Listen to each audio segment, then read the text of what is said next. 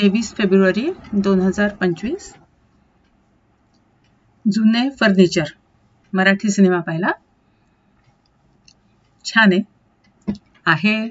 विषय नेहमीचाच senior citizen आणि त्यांची मुलं यांच्यातली दरी किंवा लक्ष न देणं वगैरे, पण थोडंसं वेगळा प्रकार.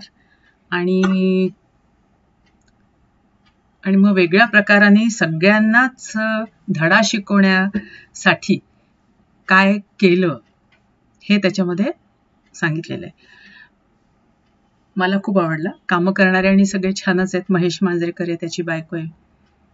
मुलगा भूषण प्रधान दाखवलेला आहे, त्याची बायको नवीन आहे कोणीतरी. त्याचे वडील समीर धर्माधिकारी, बाकी इतरही त्याचे मित्र वगैरे जे महेश मांजरेकरचे किंवा इतर हे, ते सगळे आपले ओळखीचे नेहमीचे कलाकार आहेत. सिनेमा सुंदर आहे अगदी, म्हणजे आवर्जून सगळ्यांनी एकदा तरी बघावा असं, म्हणजे नवीन पिढीने तर बघावाच, पण ज्येष्ठांनी पण बघावा असं आहे. तर थोडक्यात महेश मांजरेकर आणि त्याची बायको असे हे बोरिवलीला राहत असतात आणि त्यांचं स्वतःचं घर असतं. आणि मुलगा भूषण प्रधान हा मुंबईतच दुसरीकडे राहत असतो. त्याचं लग्न झालेलं असतं, बायको असते आणि सासरा येऊन जाऊन असतो त्यांच्या घरी. सासरा मात्र पैसे अडका, म्हणजे मोठी, हे लोक मध्यमवर्गीय असतात भूषण प्रधान वगैरे, आणि ते बिग शॉट असतात आणि सगळे पैसे त्यांनी असेच महसूल वाचवून हे केलेले असतात सगळे, म्हणजे चुकीच्या मार्गाने. आणि हा महेश मांजरेकर एकदम आयडियलिस्टिक माणूस दाखवलाय. आणि थोडक्यात भूषण प्रधान एक आयडियलच मुलगा असतो, खूप चांगला असतो, पण वडिलांना लक्षात राहिलं नाही किंवा वडिलांच्या हातून चुकून पैसे कुठे काही कोणाला दिल्या जाऊ नयेत म्हणून त्याने सगळे वडिलांचे पैसे फिक्स करून ठेवलेले असतात त्यांच्या पुढच्या ह्याच्याकरता. आणि त्याचं व्याज जे काही येत असतं ते तो दर महिन्याला त्यांना दर महिन्याला व्यवस्थित पुरेल असे पैसे तो दरवेळेस आणून देत असतो. पण ह्याचं म्हणणं असतं की मला थोडा पैसा असू दे ना, कधी लागला अचानक वगैरे असं. आणि तसंच दाखवले की एकदा भाजीवालीकडे भाजी घेत असताना त्याला पैसे म्हणजे कमी पडतात, मग तो म्हणतो की मी पुढच्या वेळेस देईन हे करून. मग त्याला ते स्वतःला आवडत नसतं की असं कोणाचे पैसे ठेवावे. आणि त्याच वेळेस एक गुंड बाकीच्यांकडनं पैसे वसूल करत असतो, त्रास देत असतो, तर त्याला तो नडतो आणि देतो एक ठोसा ठेवून. तर ह्यालाही एक ठोसा लागतो. मग तो घेऊन जातो त्याच्या बॉसकडे, उपेंद्र लिमयेकडे. पण मग तिथे त्या उपेंद्र लिमयेला आवडतो तो म्हातारा. तो म्हणतो ठीक आहे म्हणे, आता याच्या पुढे माझ्या वाट्याला येऊ नको वगैरे असं. आता अचानकपणे होतंय काय की याची बायको म्हणजे महेश मांजरेकरची बायको आजारी पडते. छाती दुखायला लागतं आणि अचानक तिला म्हणजे हॉस्पिटलमध्ये न्यावं लागतं. बरं, त्या दिवशी सकाळी ह्या लोकांचा फोन झालेला असतो, त्यांचं वेडिंग अॅनिव्हर्सरी असते, सगळ्यांना बोलवलं असतं, बाहेर पार्टी दिली असते ह्यांनी, पण त्यांनी आपल्या आई वडिलांना काही बोलवलेलं नसतं. हे लोक गेलेही नसते, अशा ह्याच्यात त्यांनी बोलवलं नसतं.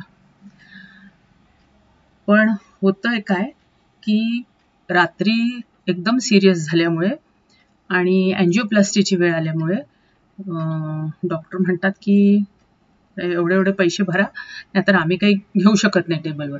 म्हणून हा दुसऱ्या हॉस्पिटलमध्ये, गव्हर्नमेंट हॉस्पिटलमध्ये घेऊन जातो. आणि त्या दरम्यान यांचे सारखे फोन असतात, पण एक स्विच ऑफ लागत असतो किंवा कोणी उचलत नाही वगैरे असा प्रकार होतो.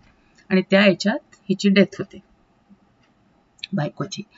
दुसऱ्या दिवशी भूषण येतो पैसे वगैरे घेऊन आणि तो मग सांगतो की तुझी आई मेली. याला विश्वासच बसत नाही. हा म्हणतो असं कसं, मग सगळं सांगतो की काल काय काय घडलं. मग ह्याला खूप ते गिल्टी फील होतं. पण महेश मांजरेकर ठरवतो की यांना धडा शिकवायचा या मुलांना, म्हणून तो आपल्या मुलाच्याच विरुद्ध केस करतो की माझ्या मुलाच्या हलगर्जीपणामुळे माझी बायको मेली आणि मला बाकी काही नको, मला 4 कोटी समथिंग भरपाई पाहिजे. तर त्यांनी ते कसं वाटलेले असतात, म्हणजे मुलाच्या एज्युकेशनवर जे खर्च केलेले असतात ते नाही, त्याच्या म्हणजे आलतू फालतू ज्या आवडी निवडी हे करायला किंवा एक्स्ट्रा त्याचे जे क्लासेस लावलेले असतात त्याच्याकरता, किंवा त्याला मध्ये गिटार घेऊन दिली असते त्याच्याकरता, असे जे एक्स्ट्रा पैसे खर्च झालेले असतात ते मिळून आणि त्याच्यावरचं व्याज असं धरून त्यांनी ते 4 कोटी कॅल्क्युलेट केलेले असतात. ते सगळं तो कोर्टात सांगतो आणि म्हणे मला बाकी याच्यापेक्षा 1 पैसा जास्त नको आणि माझ्या मुलाने ते मला द्यावं. मग झालं, वाद युक्तिवाद सगळं प्रकार होतात. शेवटी जज म्हणतात की म्हणजे मुलगा तसा पाहिलं तर गिल्टी नाहीये, पण त्याच्याकडून चूक झाली आहे, त्याला समज दिली पाहिजे, त्याच्यामुळे त्याला आम्ही हे करणार नाही, म्हणजे कुठली सजा किंवा काही असं, पण त्यांनी तुमचे 4 कोटी आणि ते द्यावेत, असा दोन्हीकडनं असा निर्णय लागतो. त्या याच्यामध्ये मग हा खूप फेमस वगैरे झालेला असतो मीडियामध्ये वगैरे वगैरे. आणि हे सगळं झाल्यावर मग दुसऱ्या दिवशी तो महेश मांजरेकर मुलाला फोन करतो आणि म्हणतो की तुझी आई जिवंत आहे. तो म्हणतो काय? त्याला विश्वासच बसत नाही. मग तो म्हणतो नाही, मी हे सगळं तुला धडा शिकवण्यासाठी आणि म्हणजे सगळ्यांना कळावं याच्यासाठी मी असं केलं. हा लगेच धावत पळत येतो. मग ते कळतं त्याला की ऍक्च्युली झालं सगळं तसंच असतं जसं घडलं असतं आणि ती मेलीच असते, पण तो जो गुंड ह्याला नडला असतो शॉपमध्ये त्याच्या मदतीने तो त्या हॉस्पिटलमध्ये वगैरे म्हणजे ते आले असतात सगळे भेटायला. तर तो इन्सिस्ट करतो डॉक्टरला की पुन्हा एकदा तुम्ही ट्राय करा आणि पंपिंग करा हार्टला, तर त्या याच्यामध्ये ती जिवंत होते. मग हे लोक मुद्दामून ही गोष्ट लपवून ठेवतात. तो म्हणतो नाही, मला आता माझ्या मुलाला धडा शिकवायचाच आहे आणि मी आता हे असं करणार, आणि तिला ते म्हणजे लपवून ठेवतात, म्हणजे तिचं ती जिवंत आहे डिस्क्लोज करत. मग जसंच ह्याच्या बायकोला, भूषण प्रधानच्या बायकोला कळतं, ती म्हणे आता मी मानहानीचा दावा करणार सासऱ्याच्या अगेन्स्ट, आम्हाला किती मनस्ताप मिळाला आणि हे नाही, आता त्याचे 4 कोटीच्या वर आणि व्याज आणि सगळं मिळून मी 10 कोटीचा दावा करते. आणि मग ती दावा करते आणि मग परत कोर्टात केस उभी राहते. तर हा सगळं म्हणजे सांगतो, एक्सप्लेन करतो की का मी असं केलं किंवा कशा करता, म्हणजे याच्यात खोटं काहीच नाही आहे, सगळं खरंच घडलेलं आहे, पण फक्त मला लोकांना पण अवेअर करायचं होतं, सगळ्या लोकांना पण कळू द्यायचं होतं की काय काय घडू शकतं किंवा काय काय घडलं. आणि माझ्या हातात पैसा असता तर त्यावेळेस ऑपरेशन झालं असतं तिथे. तर म्हणजे मला पैसा पण माझ्या हातात नाही आणि फोनही हे लोक उचलत नाही, तर निदान आमची काळजी घ्यावी असं किंवा त्याची जाणीव असावी, हे त्याची एक माफक इच्छा असते.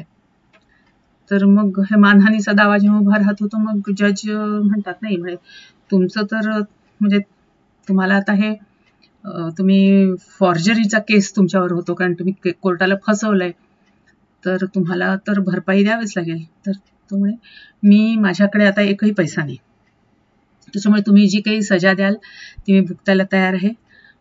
6 महिने मी जेलमध्ये राहायला तयार आहे, कारण आता माझ्याकडे काहीच नाही. तर त्यांनी तो सगळा पैसा जो काही त्याच्याकडे असतो तो सगळा वृद्धाश्रमामध्ये इन्व्हेस्ट केला असतो, एक मोठ्या वृद्धाश्रमाला त्यांनी, आणि तिथेच त्याची बायको आणि ते सगळे राहत असतात. तो म्हणे मी 6 महिन्यांनी तिथे येईन, आणि त्यांनी बोरिवलीचं आपलं घरही विकून टाकलेलं असतं आणि सगळे पैसे त्यांनी तिथे वृद्धाश्रमात, तिथे सगळं चांगलं सोयी आणि हे असतात सगळ्या. मग भूषण प्रधान आणि त्याच्या सुनेचे पण डोळे उघडतात. ती म्हणते सॉरी, मी माझी केस आता मागे घेते वगैरे वगैरे. मग हे लोक तिथे वृद्धाश्रमात भेट द्यायला पण येतात. आणि जेव्हा हा 6 महिन्यांनी सुटून येतो तेव्हा बघतो की भूषण प्रधान पण तिथे इन्व्हॉल्व्ह झालाय त्या लोकांमध्ये, त्यांची देखभाल करायला, त्यांना गिटार वाजवून दाखवतोय वगैरे वगैरे वगैरे. असं म्हणजे शेवटी एंड गुड, म्हणजे त्यालाही कळतं आपली काय चूक झाली आहे वगैरे, आणि मग सगळे आनंदाने राहतात.